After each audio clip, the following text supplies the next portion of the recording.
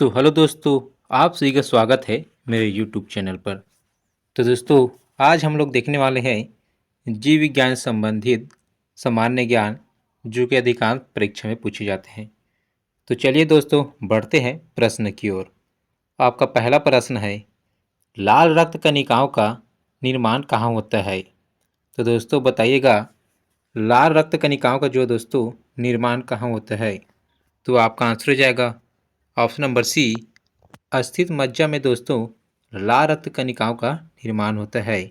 Option number C आपका सही हो जाएगा। आपका दूसरा प्रश्न, मनुष्य का सामान्य रक्तचाप कितना होता है? तो दोस्तों बताइएगा, मनुष्य का जो है सामान्य रक्तचाप कितना होता है?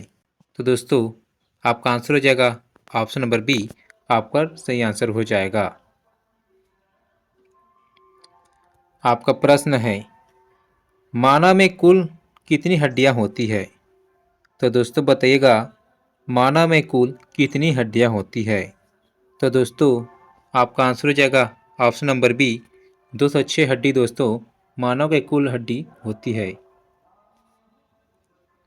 आपका प्रश्न है, मानव शरीर में कुल कितनी मांसपेशियां होती है? तो दोस्तों बताइएगा, मानव शरीर में कुल कितनी मांसपेशियां पाई जाती है? तो आपका आंसर हो जाएगा ऑप्शन नंबर सी, 639 दोस्तों मानव शरीर में मांसपेशियां पाई जाती है। आपका प्रश्न है, मनुष्य के शरीर में पसलियों के कितने जोड़े होते हैं? तो दोस्तों बताइएगा, मनुष्य के जो है शरीर में कितने पसलियों के जोड़े होते हैं?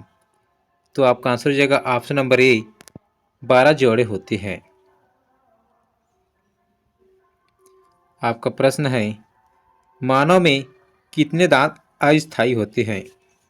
तो दोस्तों बताइएगा, मानव में जो है कितने अस्थायी दांत होते हैं? तो दोस्तों आपका आंसर हो जाएगा ऑप्शन नंबर सी, मानव में 20 अस्थायी दांत होते हैं। ऑप्शन नंबर सी आपका सही आंसर हो जाएगा। आपका प्रश्न है, कर्ण अस्थियों की कुल संख्या कितनी है? तो दोस्तों बताइएगा, कर्ण अस्थियों की कुल संख्या कितनी है? तो दोस्तों कर्ण अस्थियों की कुल संख्या हो जाएगा आपका 6 होता है। तो ऑप्शन नंबर सी आपका सी हो जाएगा। आपका प्रश्न है, इंसुलिन में कौन सा धातु उपस्थित होता है? तो दोस्तों बताइएगा, इंसुलिन में कौन सा धातु उपस्थित होता है? आपका सही आंसर हो जाएगा ऑप्शन नंबर सी, आपका राइट आंसर हो जाएगा। आपका प्रश्न है, इंसुलिन कहाँ से स्रावित होता है? तो बताइएगा, इंसुलिन कहाँ से स्रावित होता है? तो हो जाएगा इंसुलिन अग्नाशय से स्रावित होता है। ऑप्शन नंबर डी आपका सही हो जाएगा। आपका प्रश्न है, इंसुलिन की खोज किसने की थी? तो बताइएगा, इंसुलिन की खोज किसने की थी? तो इसका सही हो जाएगा ऑप्शन नंबर बी, बेस्टिंग व बेस्ट ने इंसुलिन की खोज की थी।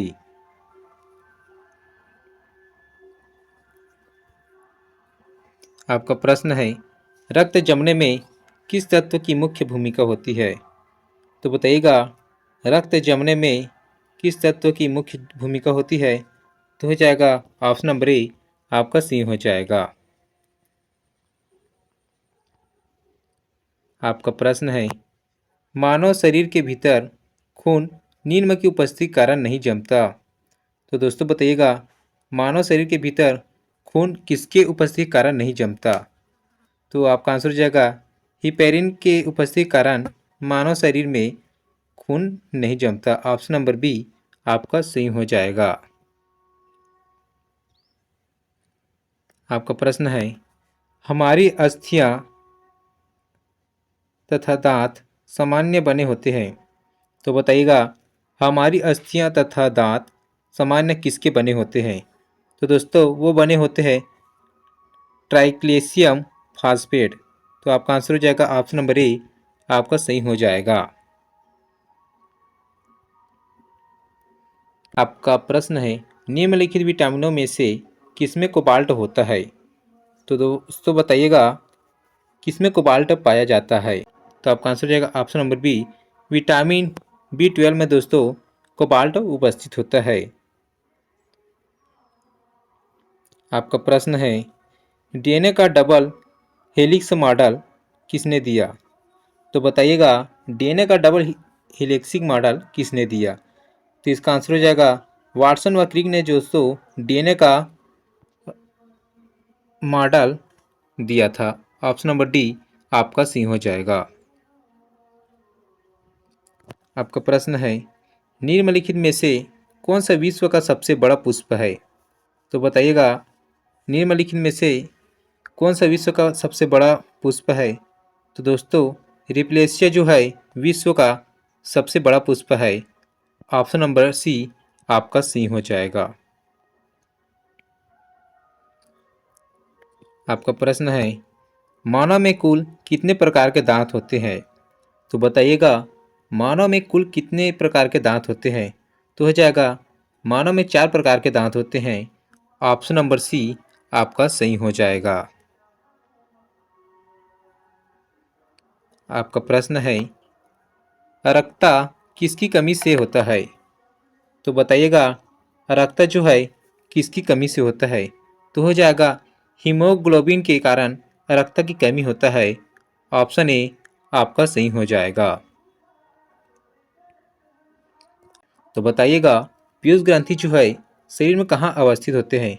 तो हो जाएगा मस्तिष्क के नीचे दोस्तों पीयूष ग्रंथि जो है वो अवस्थित होते हैं। ऑप्शन नंबर बी आपका सही हो जाएगा। आपका प्रश्न है शरीर में सबसे बड़ी अंतःस्रावी ग्रंथि कौन सी है। तो दोस्तों बताइएगा शरीर में जो है सबसे बड़ी अंतःस्रावी ग्रंथि कौन सी है। तो हो जाएगा थायराइड। ऑप्शन नंबर तो हो जाएगा थायराइड। ऑप्शन नंबर ए आपका सही हो जाएगा। कौन सा हार्मोन्स लड़ो उड़ो हार्मोन कहलाता है।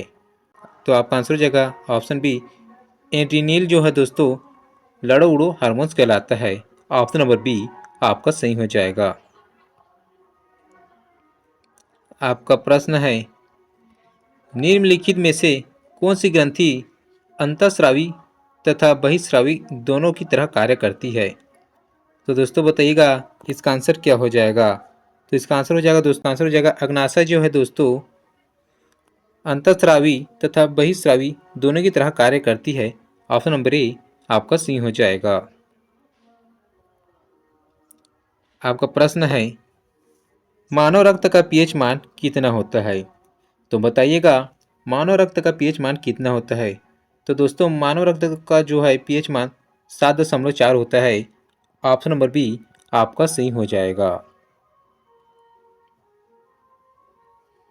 आपका प्रश्न है सबसे अधिक प्रोटीन किसमें पाई जाती है।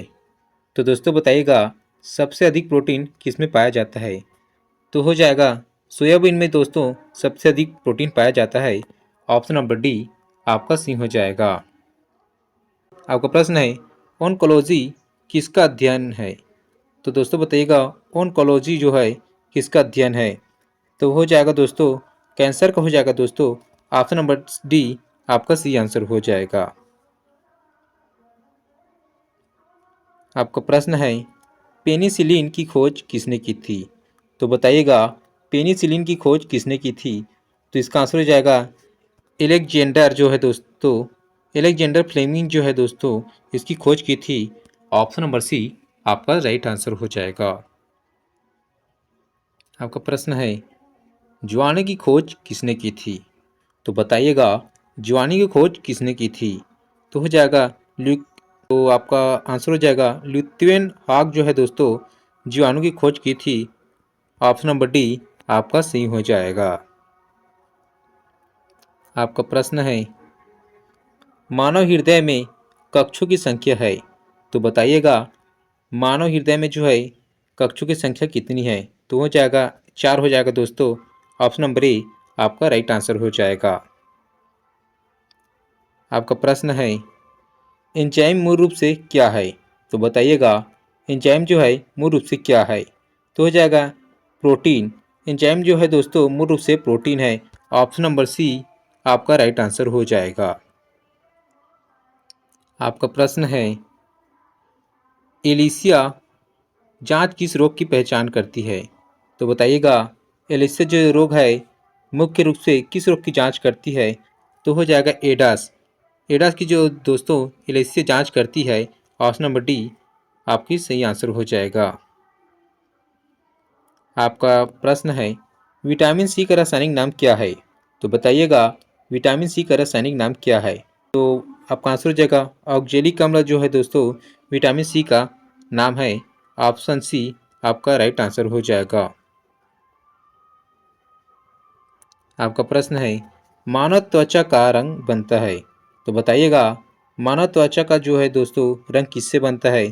तो वो जाएगा मेलानिन से दोस्तों मानव त्वचा का रंग बनता है। ऑप्शन नंबर डी आपका राइट आंसर हो जाएगा। आपका प्रश्न है, गुर्दे का कार्यात्मक इकाई है? तो बताइएगा, गुर्दे का कार्यात्मक इकाई क्या है?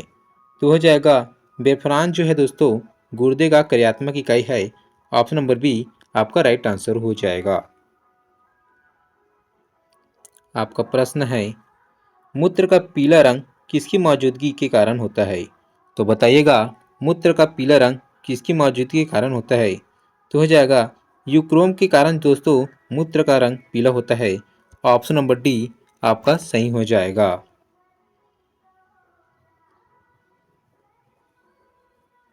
आपका प्रश्न है, वृद्धि हार्मोन कहाँ से स्रावित होता है? तो बताइएगा, वृद्धि हार्मोन कहाँ से स्रावित होता है? तो वृद्धि हार्मोन जो है दोस्तों पिट्यूटरी से स्रावित होता है। ऑप्शन नंबर डी आपका राइट आंसर हो जाएगा। आपका प्रश्न है, क्लोरोफिल में क्या पाया जाता है? तो बताइएगा, क्लोरोफिल में क्या पाया जाता है? तो दोस्तों क्लोरोफिल में जो है मैग्नीशियम पाया जाता है। ऑप्शन नंबर सी आपका राइट आंसर हो जाएगा। आपका प्रश्न है, पित्त कहाँ से स्रावित होता है? तो बताइएगा, पित्त जो है कहाँ से स्रावित होता है? तो आपका आंसर हो जाएगा यकृत या लीवर से है दोस्तों आपका पित्त स्रावित होता है। ऑप्शन नंबर बी आपका सही आंसर हो जाएगा। आपका प्रश्न है, रक्तदाब का नियंत्रण कौन करता है? तो बताइएगा, रक्तदाब का जो है नियंत्रण कौन करता है? तो आपका आंसर हो जाएगा अधिवृक्क ग्रंथि जो है दोस्तों रक्तचाप का नियंत्रण करता है। ऑप्शन नंबर ए आपका सही आंसर हो जाएगा। आपका प्रश्न है, टमाटर का रंग किसके कारण लाल होता है? तो बताइएगा, टमाटर का जो रंग है किसके कारण लाल होता है? तो हो जाएगा लाइकोपीन के कारण दोस्तों टमाटर का रंग लाल होता है। ऑप्शन बी आपका सही आंसर हो जाएगा। तो ये रहा आप लोगों की सवाल, कोशिका का बिजली घर किसे कहा जाता है? तो बताइएगा, कोशिका का बिजली घर किसे कहा जाता है? अगर आपको इसका आंसर पता है तो प्लीज़ कमेंट बॉक्स में बताएं। दोस्तों अगर आपको मेरा वीडियो अच्छा लगा होगा तो प्लीज़ लाइक कमेंट जरूर करें और मेरे चैनल को सब्सक्राइब करें, क्योंकि दोस्तों एक वीडियो बनाने में बहुत टाइम लगता है। तो प्लीज़ मुझे सपोर्ट करें और मुझे आगे बढ़ने के लिए प्रेरित करें। मिलते हैं अगली वीडियो के साथ।